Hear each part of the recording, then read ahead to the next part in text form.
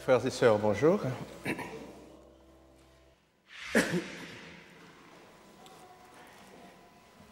Lorsque l'évangéliste Matthieu prit l'initiative d'écrire son évangile, il eut soin de sélectionner 5 discours majeurs de Jésus.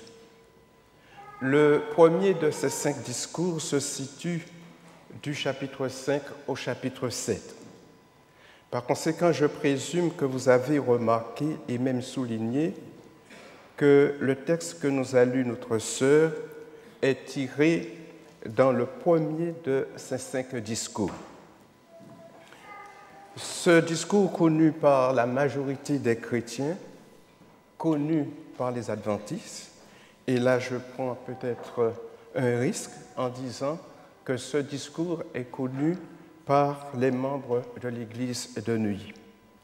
Discours que nous appelons communément le sermon sur la montagne, sermon dans lequel Jésus énonce 8 béatitudes.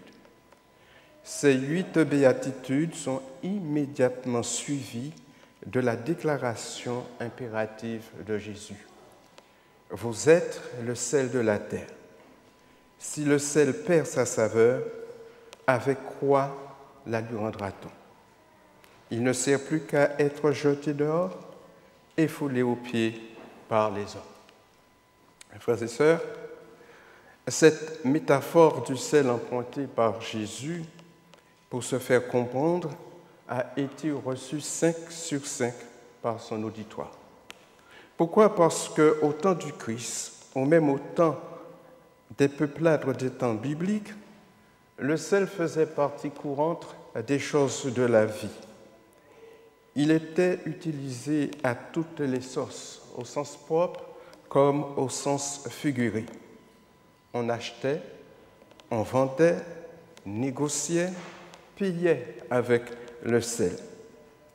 En somme, le sel était utilisé comme monnaie d'échange. D'ailleurs, on n'est pas sans savoir que le mot français salaire tire son origine du mot sel. Eh bien, frères et sœurs, en préparant cette réflexion, j'ai voulu savoir quand pour la première fois le mot sel apparaissait dans la Bible. C'est dans le livre de la Genèse, au chapitre 19, je dirais même le chapitre 18 et 19, que nous le trouvons. Et là, il apparaît comme un élément concrétisant le jugement de Dieu. Si vous prenez ce passage, il est question d'Abraham qui intercède pour la non-destruction de Sodome et de Gomorrhe.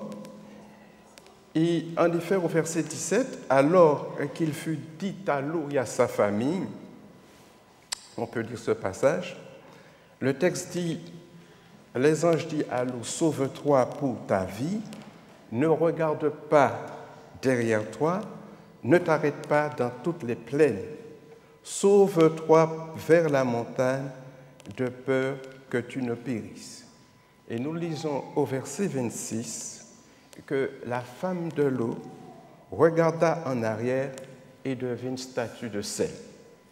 C'est la première fois qu'apparaît le mot sel dans les Saintes Écritures. Cette recherche m'a permis aussi de faire une autre découverte, puisque s'il y a un jugement, il y a aussi parfois la grâce de Dieu dans certaines circonstances. Ce passage, c'est dans le deuxième livre des Rois, au chapitre 2, verset 21.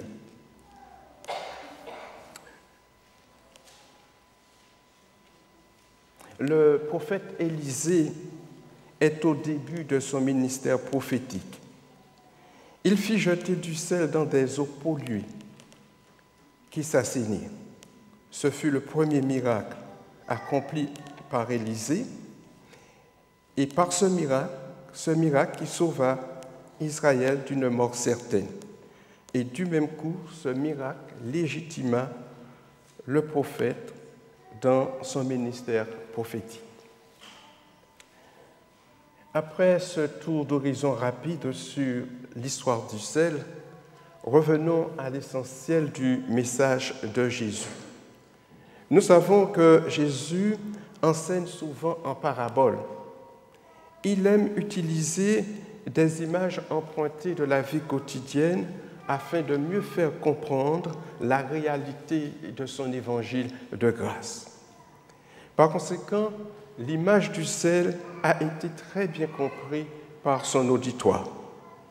Cependant, le paradoxe voudrait que ce soit nous qui, 3000 ans après, passons à côté de l'essentiel de ce sermon du Christ. Pourquoi ? Parce que notre société modernisée à outrance nous emmène à négliger les éléments naturels dont le sel en fait partie. Et pourtant, nous sommes proches des gens du temps biblique lorsque nous utilisons le sel comme condiment alimentaire, même si pour la majorité de nos contemporains, le sel ne se limite qu'à cet usage. Déjà en son temps, le patriarche Job, s'adressant à son ami Éliphaz, lui posa deux questions dans lesquelles s'y retrouveront les fins gourmets, les gastronomes, peut-être présents parmi nous ce matin. Il dit en substance à Éliphaz, c'est Job chapitre 6, verset 6, « Peut-on manger ce qui est fade et sans sel? Y a-t-il de la saveur dans le blanc d'un œuf ?» Conclusion, tout comme Job, la saveur que donne le sel à la nourriture est donc l'une de ses vertus. La deuxième vertu du sel est sa qualité de conservation. De nos jours, avec les réfrigérateurs, les chambres froides, nous ne dépendons plus du sel pour conserver les aliments, alors que par le passé, le sel était largement utilisé à cet effet. C'est sans doute pour cette raison que le Seigneur demande à son peuple, en Lévitique 2, verset 13, de faire en sorte que leurs offrandes ne manquent pas de sel. Lévitique 2, verset 13, il dit « Tu mettras du sel sur toutes les offrandes. Tu ne laisseras point ton offrande manquer du sel, signe de l'alliance de ton Dieu, sur toutes les offrandes, tu mettras du sel. » Vous êtes le sel de la terre. Cette affirmation est plus qu'un impératif, c'est un indicatif. Vous êtes indique aussi le plan de Dieu pour nos vies. Il suppose qu'en tant que chrétien, on se doit de donner du goût à la vie comme le sel aux aliments. Quel que soit le lieu où l'on se trouve, notre présence doit être bienfaisante. Nous devons communiquer aux autres la saveur, donner le goût de vivre à ceux qui meurent d'une vie fade, d'une vie terne. Nous devons porter l'espoir d'une vie nouvelle en parlant d'un sauveur. Par notre amitié, notre écoute, nous apportons du réconfort aux découragés. Notre expérience chrétienne, notre joie leur montre qu'après tout, la vie vaut la peine d'être vécue, elle a un sens. Chers amis, notre présence dans notre famille, à l'Église, dans notre milieu professionnel, est-elle bénéfique? Est-elle, comme dit l'apôtre Paul dans 2 Corinthiens 2, verset 16, est-elle odeur de vie ou odeur de mort?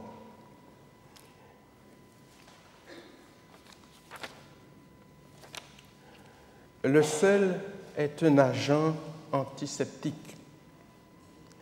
Il est aisé d'imaginer tout ce que cela représente dans la mission du chrétien. Nous devons participer activement à la guérison du monde. La valeur antiseptique du sel implique la notion de sainteté. La religion pure et sans tache, selon Jacques au chapitre 1, verset 7, consiste à visiter les orphelins et les veuves et à se préserver des souillures du monde. Il nous faut lutter contre le malheur en visitant la veuve et l'orphelin et en développant l'œuvre médicale ou encore en s'impliquant davantage dans ADRA, ex-Secours Adventiste. Il nous faut combattre le mal sur tous les fronts. Nous sommes parvenus à la fin des temps où l'immoralité a atteint des sommets sans précédent. Quelle ne doit pas être la sainteté de notre conduite par la piété en attendant l'avènement du jour de Dieu, 2 Pierre 3, verset 11. Dans l'évangile de Marc, au chapitre 9, verset 49,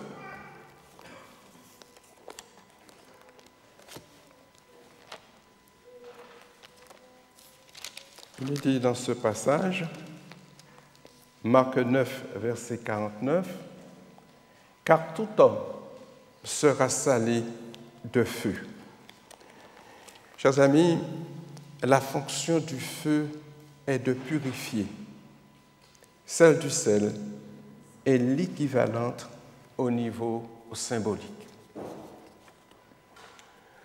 Frères et sœurs, il ne suffit pas, en tant que chrétien, de donner du goût à la vie. Encore faut-il la faire durer jusque dans l'éternité. Le sel est un conservateur, ainsi en est-il du chrétien.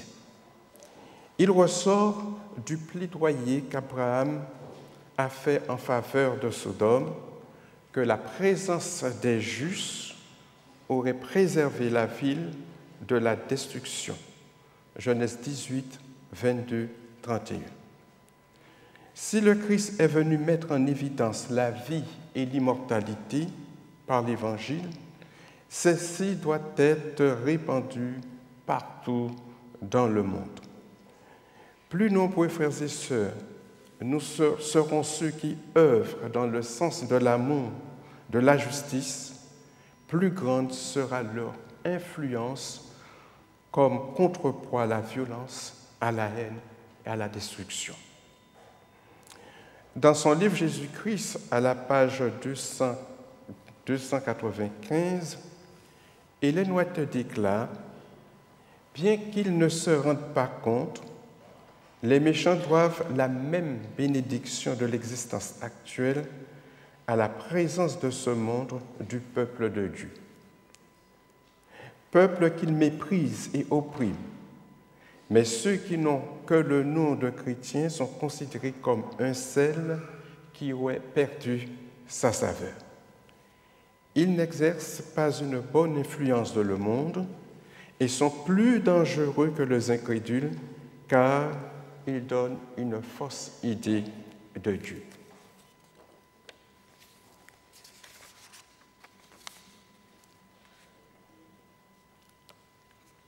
Enfin, la troisième propriété du sel, c'est sa fonction purificatrice, aseptisante, donc médicale.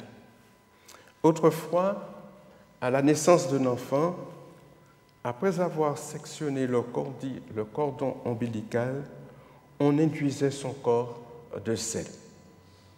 Il est intéressant de relever que le prophète Ézéchiel, au chapitre 16, verset 4, parlant de Jérusalem sous l'emblème d'une femme prostituée, disait « À ta naissance, au jour où tu naquis, ton nombril n'a pas été coupé.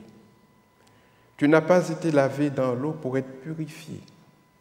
Tu n'as pas été frotté avec du sel. Tu n'as pas été enveloppé dans les langes. » Aujourd'hui encore, c'est peut-être un peu plus rare, mais nous connaissons encore l'usage médical du sel puisque l'on se gargarise avec de l'eau salée quand on a mal à la gorge.